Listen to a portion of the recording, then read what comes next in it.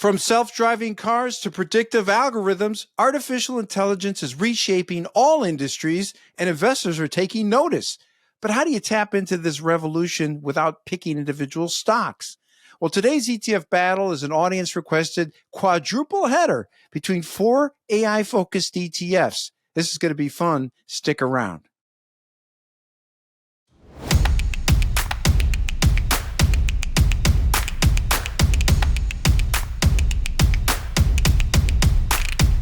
You're watching ETF Battles, and I'm DeLegge. It's great to see you again. If it's your first time watching, welcome aboard.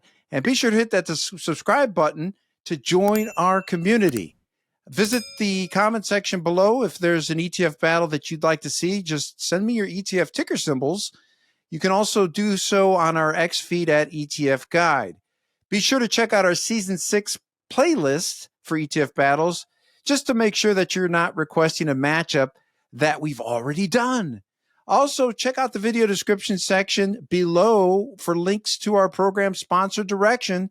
Besides leveraged and inverse choices on broad market indexes, there's lots of choices for ETFs linked to industry sectors, along with Mag 7 and single stocks like NVIDIA, Palantir, Tesla, and others. So be sure to visit direction.com. So today's ETF battle suggestion was sent to us by a viewer named Mario Green. And thank you, Mario, for this excellent matchup request. It's between 4 AI-focused ETFs from BlackRock, First Trust, Global X, and Roundhill. Helping us to judge today's contest is a duo extraordinaire. We've got Shana Sissel with Banrion Capital and David Kreinces with ETF Portfolio Management. Great to see both of you again. Welcome back. Hi, Ron. Hi, Shana. It's battle time. It's great to be back. So we got our 4 battle categories: cost, exposure strategy, performance, and then the mystery category where you, our judges, can pick any factor or thing that you feel is crucial to today's contest. Our judges can also nominate wildcard ETFs if they feel there's better choices elsewhere, or they can opt for split decisions. It's up to them. I've got the scorekeeping duties, and at the end of the program, we will declare an overall winner.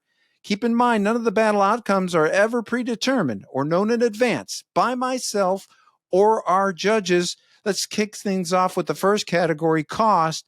Shana, please get us started. So this one's interesting. The lowest expense ratio of the group is the iShares fund, ARTY, at 47 basis points. But its liquidity, the spread for trading, is a little on the high side at 4 cents. While AIQ has a higher expense ratio at 68 basis points, but it has the tightest trading spread. So it is a little close to me in that AIQ is a little bit easier to trade. And so you won't have as much drag because there's not as much, it's a much tighter spread. But I'm going to have to give it to ARTY because I don't think that the wideness of the trading spread is substantial enough to make up for the fact that it's 20 basis points cheaper. Well, that's a strong start. Thank you, Shana. Dave, you're up next. How do you see it when it comes to cost? Well, the world's largest company, NVIDIA, is an artificial intelligence chip maker, and AI is now imperative for governments, companies, and individuals. So this is a super important battle on many levels. On cost, these artificial intelligence funds range from almost 50 to 80 basis points, or 0.5% to 0.8%. And artificial intelligence in general is a fast-growing and volatile portion of the market.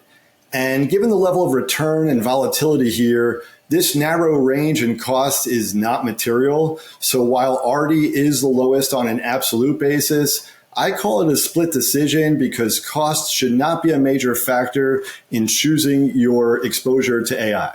That takes us next to exposure strategy, and you already alluded to it, Dave. So break it down for us. How do these ETFs compare? For exposure, we have 4 different AI-focused funds here.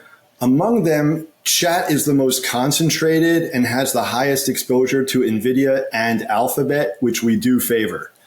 That said, we often prefer investors get their AI exposure through the S&P 500 or the NASDAQ 100, which we often prefer for extra tech. At ETF PM, we find it is far more efficient and effective to manage exposure to leading diversified indexes rather than using more concentrated instruments. So for AI exposure, I give the win to wildcard NASDAQ 100 QQQM. And among the battle funds, I give the exposure win to chat. Thank you, Dave. Shana, you're up next. How do you see it when it comes to exposure strategy? So all four funds come at AI in completely different ways. ARTY is using kind of a different cap weighting system that is interesting. While only chat is actively managed, I do like to point out that ROBT and ARTY have some very interesting ways in which they come up with their passive exposures. They're not making necessarily stock selection decisions. They're not being very active in the trading. Once they've chosen the stocks based on their screens, it's static until they rebalance the portfolio. But they aren't necessarily indexing per se. Global X is, so we'll kind of go there last. But ARTY is focused on looking at companies that have AI exposure, a wide variety, generative AI focused. They're looking and scoring based on how much of their revenue currently comes from AI, how much it is expected to grow to, how much they are involved in the role in the ecosystem, because they have three different areas and key themes in AI that they focus on. So how big your role is within any one of those themes matters and how they weight it. They have a modified weighting system. And the thing I find most interesting is they have a preference to weight small cap more than large cap. It also has a wide array of opportunity because they are looking at US-based stocks, but also international stocks, both developed and emerging. So it has a really wide pool of opportunity here, and it's looking to invest in the top 50. You look at AIQ, which is the global X. That one's a way more like it has an index. It's passively managed to that index. It only rebalances semi-annually. It is the most passive and the least thoughtful of all of the different products there. And then when you look at the final two, chat is actively managed. It's the only actively managed fund. And as Dave pointed out, it is highly concentrated. But I would argue that, at 37 names versus 49 names, it's not substantially different in terms of the risk profile. When you look at, that in terms of holdings, they're both ARTY and chat are pretty concentrated. Now, chat is interesting in that it's focused on generative AI. It needs to have 50% of the revenue coming from AI related business. And it will also look at things that are in that tech and enable AI. So software, semiconductors, as Dave pointed out, NVIDIA is high on that. And then it uses AI, as it turns out, to basically look through the transcripts of all the filings for the companies that kind of meet that criteria and scores based on the number of times they use AI related words, machine learning, artificial intelligence, anything of that nature. And then they rank based on the scores, and the highest rated and highest scoring will have the highest weighting. And it is strictly based on the scoring. It is actively managed. They do rerun those screens often. And so I think that that's a really interesting product. And then you look at ROBT, which is also passively managed. But again, that doesn't really have an index per se. It does have a screening system. It invests in any company that is classified by the Consumer Technology Association as artificial intelligence or robotics. So it's using that classification system to come up with the names in the portfolio. Then it categorizes the names based on the role they play in the ecosystem. So it has engagers, enablers, and what was the last one here? I'm looking at my notes and I don't see it. And enhancers, sorry. And so 60% of the portfolio is enablers, engagers, which is like the semiconductors, the clouds, the NVIDIAs and such of the world. Then you have your enhancers, which are things that core business is not AI or robotics, but they do have exposure to that in other areas of the business. And then enablers, which are the companies that are involved in the advanced machinery, the data learning, the things of that nature. So I think they're all very different.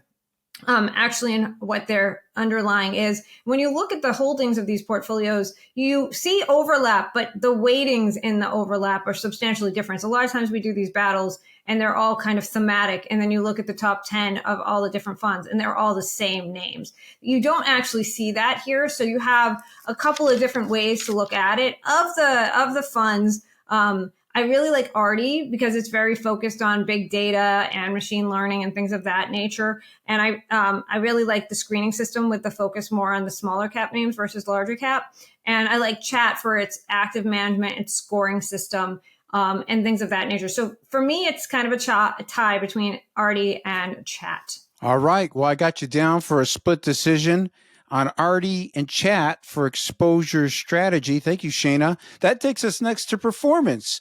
This is where we examine the bottom line. So how do these funds compare when it comes to the results? Why don't you give us your take on this, Shana? Yeah. So all of the funds except for Chat were launched in 2018. So they have pretty long histories. Chat has a limited history. It was launched in 23. So it's 2.5 years, basically. And what I would note is that of them, Chat has the best performance over the common time period by far. Like, it's not even close. It is absolutely crushing the other three. So for me, even though it has a shorter time horizon, because of the consistency of the outperformance and the magnitude of the outperformance, for example, if you look at Chat versus ARTY for the year to date, Chat is up 30% plus and ARTY is up 13. And that's the kind of magnitude I'm talking about. When it outperforms, it's outperforming by substantial amounts. So while it does have a shorter track record, I think it has enough history here for me to feel confident saying, due to the magnitude of the outperformance and the nature of the way that the portfolio is composed, that I'm going to give the win to Chat. Dave, you're up next. How do you see it when it comes to performance? For performance, Chat has been trading for under 3 years, as Shana mentioned. And this chart shows over the past 2 years, NVIDIA and Palantir helped Chat to deliver the best return, up 83%. And over the past 5 years, AIQ did well, although none of the battle ETFs outperformed the 3 times S&P 500. And since the trailing 5-year period included 2 market crashes, it actually favored the S&P over the NASDAQ 100. This graph shows over the past 5-year medium-term period, the 3 times S&P 500 SPXL gave you 243%, while AIQ returned 92%. And during a market cycle, there are specific periods when we do trade the S&P 500.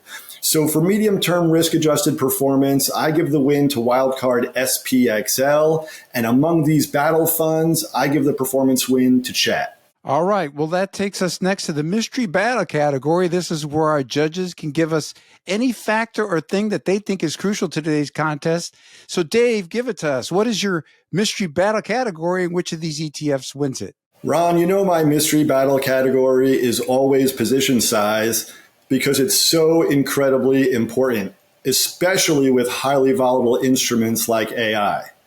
And given these battle ETFs, we would cap our exposure to them at roughly 10 to 30%, while the S&P and NASDAQ 100 could be 100% or more of our tactical strategies. So I give the position size win to wildcards SPXL, QQQM, and TQQQ.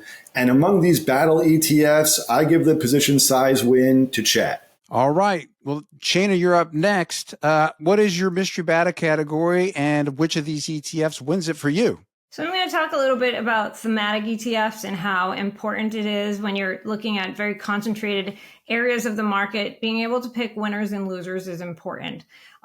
It's why we're seeing such strong outperformance from Chat over the other 3. I think whenever you're doing something that's really thematic, it is important to have active management, especially when it's in a particular area like this, because missing the top performer, as Dave pointed out, NVIDIA, Palantir, can substantially change the results. And having that active management, that really close eye on the portfolio, having the ability to make changes more frequently and to be more nimble, I think is advantageous whenever you're talking about thematic ETFs. You know, I think it is notable that Chat is the only one that had large positions in Palantir and NVIDIA. And we can say what we want of following the crowd, momentum, whatever, but those stocks have been the biggest winners in the space. And when you look at the winners in AI, it is actually these larger cap names. Now, to Dave's point about volatility and how things have done over the last 5 years. I think that's all really valid. You're not going to invest in a thematic ETF unless you have a strong conviction in this particular theme. But I will note that the theme of AI is only recently really picked up steam. NVIDIA has been a great stock for 5 years, but it's only been in the past 2.5 where the stock has really taken off. And that is because the trends in AI have become more ingrained in the revenue and the future tailwinds of these companies. More and more, we're seeing companies kind of focus more on their AI opportunities. Marvell Technology is a perfect example. Company that was normally like a cloud networking, 5G kind of name, has completely transformed its business because the vast majority of its demand's coming from AI related opportunities. And so they have kind of sold off a lot of their ancillary businesses to focus more on AI. I think we're going to see more of that. So in the next 5 years, I think this is a theme that you would want to be invested in a concentrated way. And so for that reason, I think the active management and the concentrated nature of chat makes it stand out for me among the battle category ETFs. Got it. Well, we've moved to the part of the program where our judges are going to give us their overall winner. How will this go down? Shana, give it to us. So my winner in this battle is chat. I didn't really go looking for other thematic robotic ETFs, AI ETFs. I think these are 4 really good ones, really solid ones. And while there's other ones out there, I think these 4 are a great representation of what's available. In the thematic AI space, chat is head and shoulders above from what I can kind of garner from its 2.5 years of track record. I really like the actively managed aspects of it, the concentrated nature of it, and they've demonstrated skill in stock selection and a willingness to take advantage of, even if it seems like everybody in the crowd is going there, being willing to see the momentum play there. And I think that's important. So for me, chat is the winner. Dave, your final chance to weigh in with your overall winner. Okay, to recap this artificial intelligence mashup, investors should be very careful making concentrated market allocations. Leading diversified indexes often outperform because they manage your exposure to different market sectors more efficiently and effectively than most subjective deviations. And this chart shows over the past 15 years, the S&P 500 gave you 7x, the NASDAQ 100 returned 13x, and the 3 times NASDAQ 100 delivered 203x. So I give this AI battle win to NASDAQ 100 through QQQM or TQQQ. And among these battle ETFs, I give the win to chat. All right. So how am I going to score this, Dave? You got QQQM, you got chat. Do you prefer one over the other? I would take QQQM or TQQQ over chat. All right. But chat I would take among the other battle funds. Understood. Thank you for the clarification. And according to my battle scorecard, today's winner is going to be a split decision. We've got chat and QQQM and TQQQ, which was a wild card choice for by Dave. And our judges raised some really awesome points. I mean, this is an area of the markets where there's a lot of momentum, a lot of interest. Shana pointing out that she likes the thematic space. If you're going to use it, invest and focus on those ETFs that have that active approach, of course, that are showing, some proven performance. Now, chat does have a shorter performance history compared to these other ETFs, but it has since inception delivered some pretty impressive results, which may indicate some skill in stock selection. And it certainly has picked some of those big time winners like NVIDIA and Palantir and shown confidence in holding those positions in a concentrated manner. So that was Shana's vote. And then Dave agreeing with her for the most part, but adding that maybe the approach is better via a broader index. He preferred the QQQ, which tracks the NASDAQ 100. QQQM, I should say, is the ticker. And then, of course, the leverage version, TQQQ, and also a mention of SPXL, which offers triple daily leverage to the S&P 500. A lot of great points from both of our judges, Dave and Shana. Well done. We couldn't have done it without you. Thanks for having me, Ron. Always good to be on. Thank you, guys. Own the matrix, everyone. And appreciation to our viewer, Mario Green, for recommending and suggesting today's ETF battle, a quadruple header, an AI showdown. Boy, was it fun. And hit the comment section below. Let us know what you think about the analysis. And also, if you've got a certain ETF matchup that you'd like to see, send me your ETF ticker symbols in the comment section below. That's your homework assignment. Don't ask me for the ETF ticker symbols. I'm not going to tell you. It's up to you. Well, I'm Ron DeLegge. You've been watching ETF Battles, and we'll see you on the next episode. Thanks for watching.